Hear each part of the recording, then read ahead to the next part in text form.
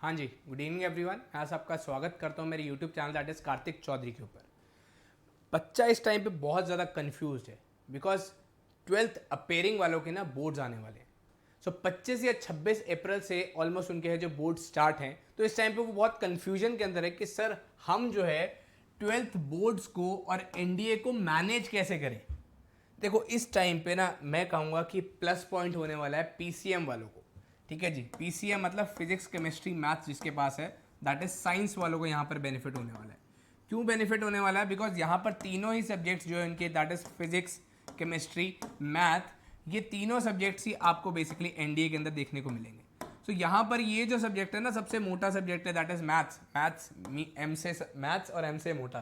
ठीक है जी, तो ये जो सबसे मोटा सब्जेक्ट है मैथ्स, ये बेसिकली आपके नेशनल डिफेंस एकेडमी के अंदर भी प्लस पॉइंट देने वाला है बिकॉज ट्वेल्थ लेवल तक का मैथ्स आता है और यहाँ पर आपको जो है बहुत ज़्यादा, आप कह सकते हो, एक प्लस पॉइंट मिलने वाला है एनडीए एग्जामिनेशन के अंदर। तो यहाँ पर एनडीए के अंदर आपको शॉर्ट ट्रिक्स भी इस्तेमाल होती है, लेकिन यहाँ पर एक प्लस पॉइंट तो है ओवर कॉमर्स या फिर आप आर्ट्स बैकग्राउंड वाले से कंपेयर करें, तो यहाँ पर आपको एक प्लस पॉइंट मिलने वाला है। इसके अलावा जो अगर आप फिजिक्स और केमिस्ट्री आपके पास है, तो ये तो ट्वेल्थ लेवल तक की आपने कर ली, ट्वेल्थ लेवल तक की आपने कर ली, और पेपर में कब तक पूछते हैं? 10th लेवल तक का। तो यहाँ पर एक और ये प्लस पॉइंट है आपके पास कि 12वीं लेवल तक की आपने कर ली है, तो ऑब्वियस सी बात है कि यार 10वीं लेवल तक का तो आप कर ही लोगे। इसके अलावा अब आता है कि यार आपको मैनेज कैसे करना है, आपका टाइम टेबल क्या रहना चाहिए। ठीक है जी, तो अब उसके ऊपर बात कर लेते हैं कि आपका टाइम टेबल क्या रहना चाहिए। तो यहाँ पर ये अगर हम बात करें ट्वेल्थ, और ये आ गया एनडीए। ठीक है जी, तो अभी प्रायोरिटी क्या है आपकी? That is twelfth. सबसे पहली बात, प्रायोरिटी आपको किसको देनी चाहिए? That is twelfth.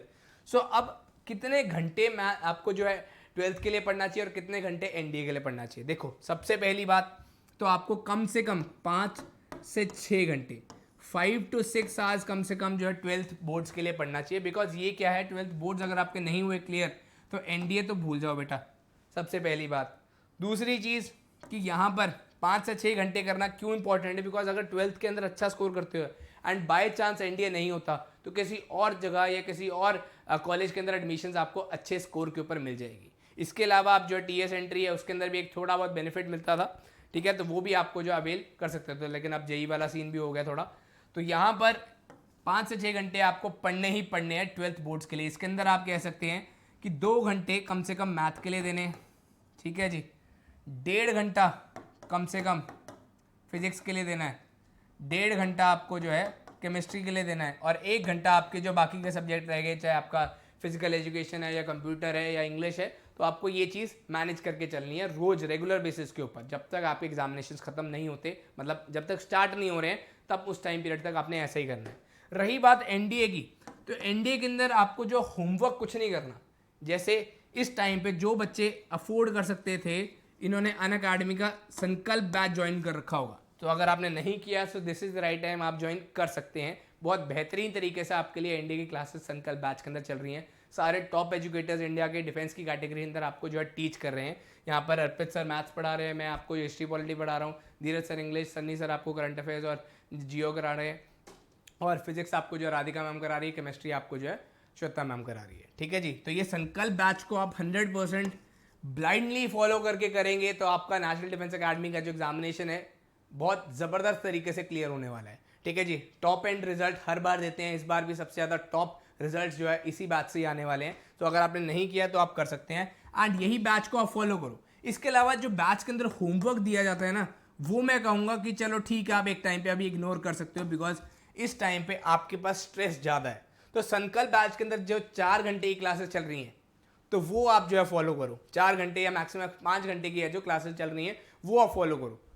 अगर कहते हो कि सर इतना हम नहीं कर सकते, हमारी इतनी कैपेबिलिटी नहीं है कि हम इतना कर सके, तो मैं आपको कहूँगा सीधा सीधा आप ये कर सकते हैं, जो संकल्प बैच जिसके पास नहीं है वो क्या करे, या आप अगर आपके पास है भी, अगर आपसे नहीं हो रहा, तो आप कैसे मैनेज करें इस टाइम पे। दैट इज कि 1.5 घंटा से 2 घंटे, मतलब 1.5 से 2 घंटे आपने किसको देना? दैट इज मैथ्स को। ठीक है जी, मैथ्स के सेक्शन को 1 से 1.5 घंटा लगा लो। चलो 1 से 1.5 घंटा आप जो है नॉर्मल एवरेज बेसिस के ऊपर 1 से 1.5 घंटा मैथ्स को फॉलो करो, और 1 घंटा पूरी जीएटी को। पूरी जीएटी को 1 घंटा कैसे सर? किसी दिन आपने जीएस पढ़ लिया और किसी दिन आपने जीके पढ़ लिया। ठीक है जी, किसी दिन जीके, किसी दिन जीएस।